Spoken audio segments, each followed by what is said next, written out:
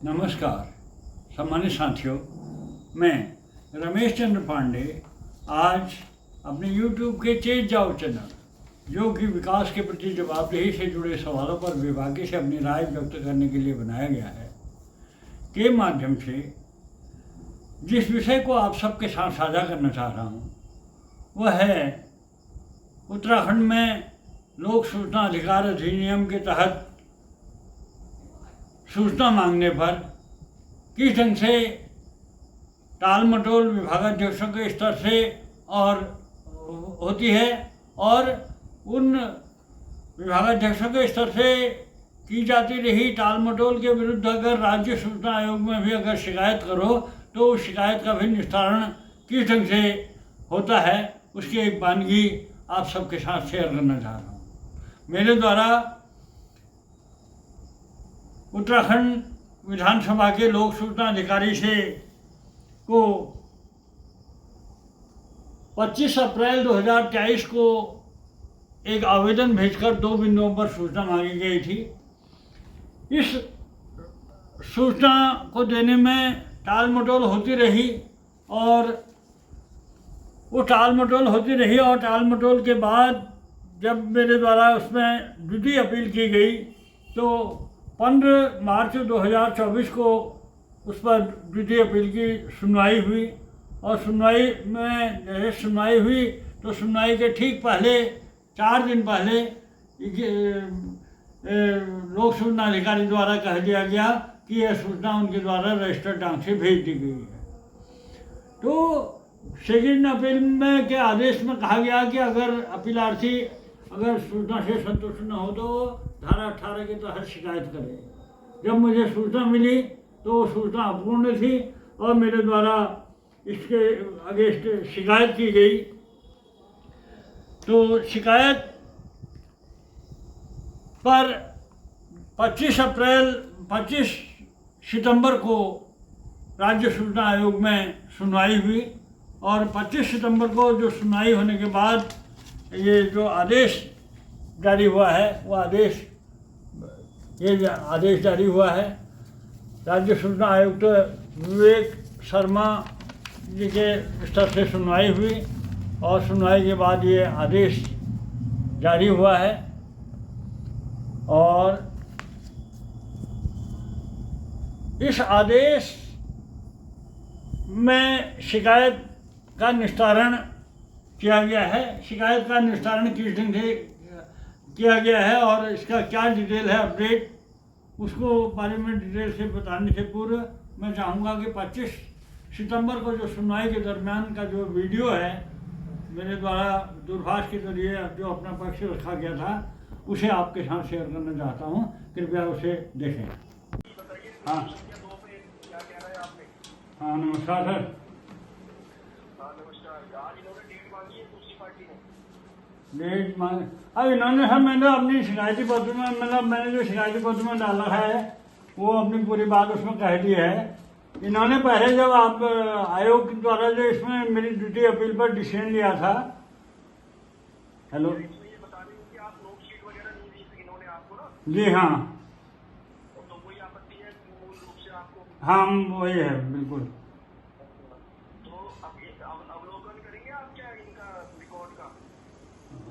हाँ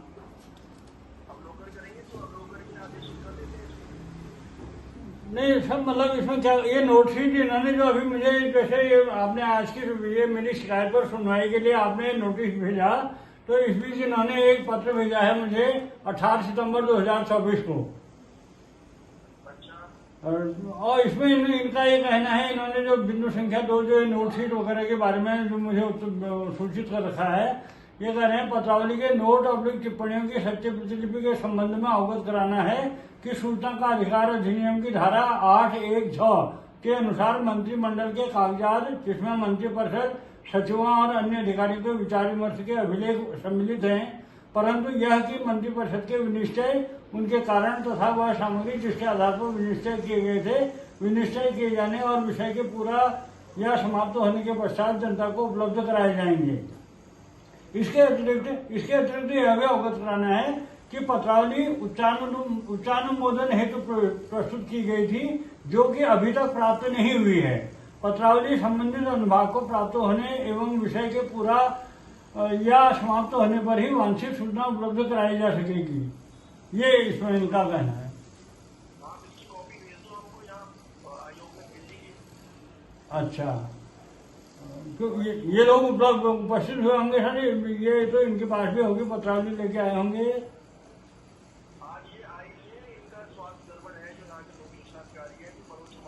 हाँ हाँ जी जी हाँ जी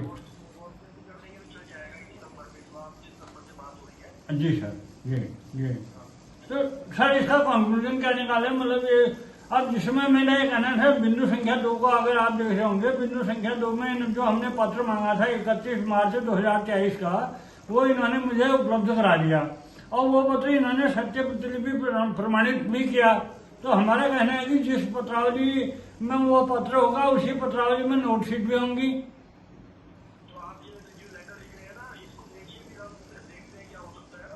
अच्छा जी जी, ये तो सूचना को छुपाने वाली बात हो रही है, मतलब बार बार खैर मैं इसको भेज देता हूँ फिर आपको, फिर जैसा भी आप। ठीक सर, ठीक, थैंक यू थैंक यू। आज जो ये आयोग का जो ये आदेश जारी हुआ है, मुझे मिला है, इस आदेश से मैं हतप्रभ होकर रह गया हूँ।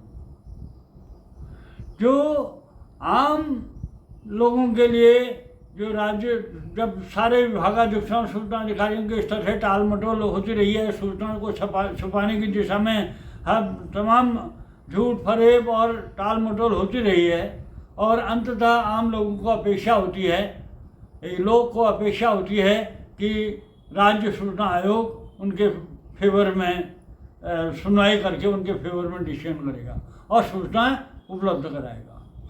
तो ये जो सूचना का ये मामला है, इसमें मैं इस बात को लेकर आयोग की भूमिका को लेकर हतप्रभ हूँ। एक तो जिसके विरुद्ध मेरे द्वारा शिकायत की गई थी वो अनुपस्थित थे, और जो मेरा शिकायती पत्र था उसमें मेरे द्वारा पूर्ण ऐसे तर्क दिए गए थे या अकाट्य तर्क दिए गए थे जिनको कि अगर आयोग द्वारा उसको गौर किया होता, अध्ययन किया होता, तो उन तर्कों को नज़रअंदाज नहीं किया सकता है। उन तर्कों को मतलब अकाट्य तर्क हैं, वो ऐसे तर्क हैं जिससे साफ जाहिर है कि लोक सूचना अधिकारी द्वारा सूचना को छुपाने के लिए झूठ बोला गया है और बहानेबाजी की गई है। तो और मुझे हैरानी इस बात को लेकर है कि जो पत्रावली जिस समय मेरे से कहा गया कि 11 मार्च 2024 को लोक सूचना अधिकारी द्वारा कहा गया कि मेरे द्वारा जो सूचना मांगी गई थी, एक पत्र मांगा गया था और उस पत्र के साथ ही मेरे द्वारा कहा गया था कि इसकी नोटशीट और टिप्पणियां भी मुझे उपलब्ध कराई जाएं। पत्र तो उपलब्ध करा दिया गया, लेकिन नोटशीट और टिप्पणियों के बारे में कहा गया कि पत्रावली उच्चानुमोदन हेतु उच्च स्तर पर चलन में है। ये उनका पत्र था। ये यहाँ पर ये बिंदु संख्या 2 पर लोक सूचना अधिकारी का कथन ये था कि पत्रावली उच्चानुमोदन हेतु चलन में होने के कारण जब पत्रावली अनुभाग में प्राप्त होगी तब इसे वांछित सूचना को उपलब्ध कराया जाएगा। और ये पत्र था जिसे मैं पूर्व में भी आपके साथ साझा करता आया हूँ। ये पत्र मुझे उपलब्ध करा दिया गया था। ये उत्तराखंड विधानसभा के प्रभारी सचिव द्वारा विधानसभा सचिवालय के विद्यालय गुजरात, झारखंड और उत्तर प्रदेश के प्रमुख सचिव और सचिवों को भेजा गया पत्र है, जिसमें वही बातें भ्रामक सूचना दी गई है। तो अब सवाल है कि 11 मार्च को जब लोक सूचना अधिकारी द्वारा ये कहा गया था कि ये पत्रावली उच्चानुमोदन हेतु चलन में है, प्रस्तुत की गई है, अभी तक अनुभाग में प्राप्त नहीं।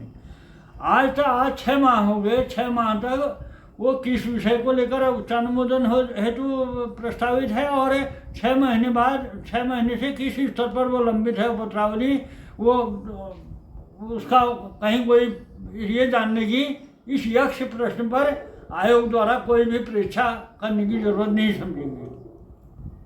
जबकि होना ही चाहिए था कि जो ये मुझे पत्र दिया गया है, ये दिया गया है, सत्यापित किया गया है, ये सत्यापित प्रतिलिपि है।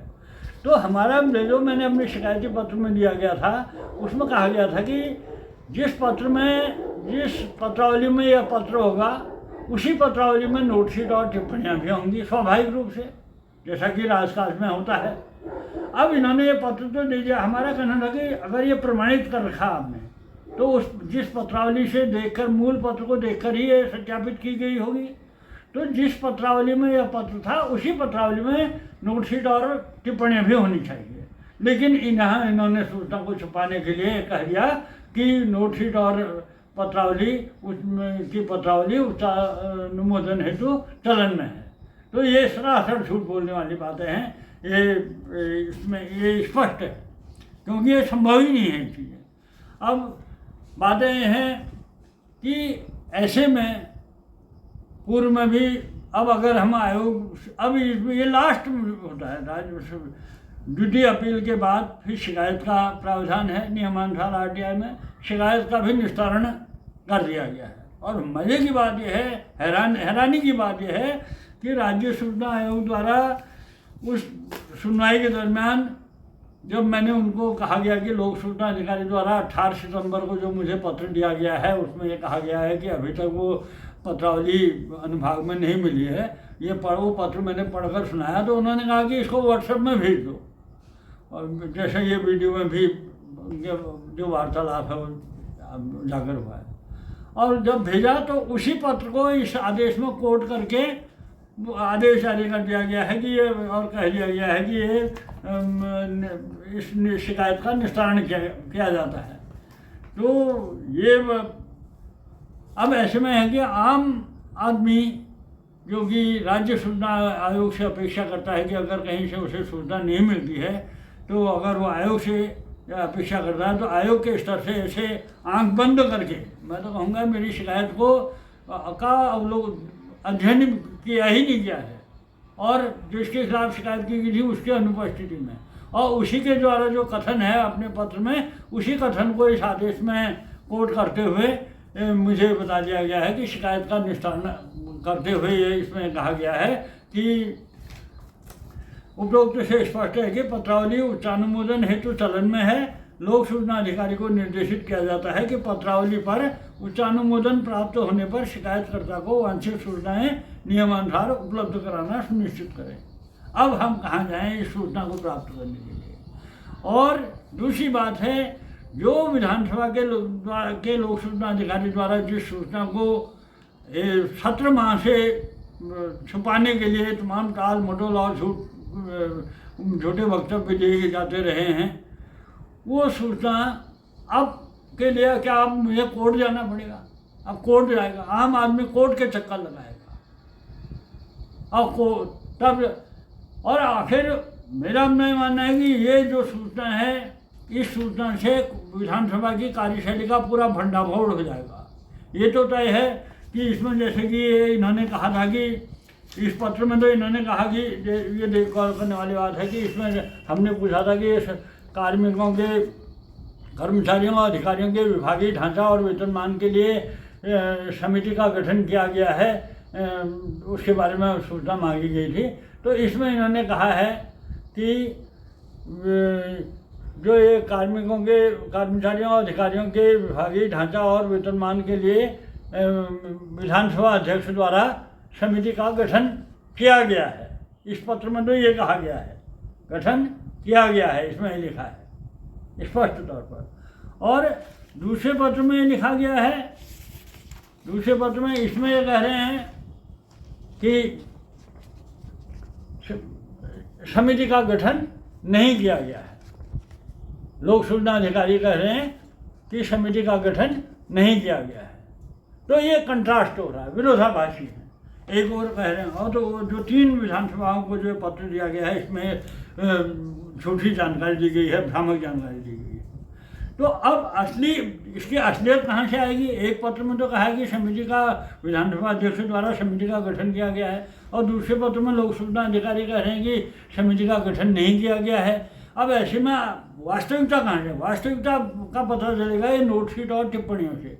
वो नोटशीट और टिप्पणियों के लिए ये इस ढंग से ये राज्य सूचना आयोग द्वारा भी आज जो आदेश कर दिए हैं उससे साफ है कि वो उच्चानुमोदन हेतु जो पत्रावली है वो कब अनुभाग में प्राप्त होगी, उसका वो इस यक्ष प्रश्न का कहीं से किसी ने के पास कोई उत्तर नहीं है, और नहीं अब इसके पास हमारे पास कोर्ट जाने के लिए, इस सूचना को प्राप्त करने के लिए कोर्ट जाने के अलावा और कोई विकल्प बचा है। इससे आम जो लोक सूचना अधिकारी के अधिकार अधिनियम के तहत जो भी सूचना के लिए आवेदन करते हैं वो निराश और हताश होकर आखिरकार कहेंगे हटाओ यार क्या करना है। ये स्थिति इस स्थिति में लाके खड़ा कर दिया गया है। तो ये बहुत आयोग की इस भूमिका से मैं हतप्रभ हूँ और ये दुर्भाग्यपूर्ण है। अब आगे इसमें क्या निर्णय होगा, क्या स्टेप मेरे द्वारा लिया जाएगा, वो समय आगे इस पर विचार किया जाएगा। फिलहाल आपसे गुजारिश है कि मेरे चेत जाओ चैनल को लाइक, सब्सक्राइब और शेयर करते रहें। धन्यवाद।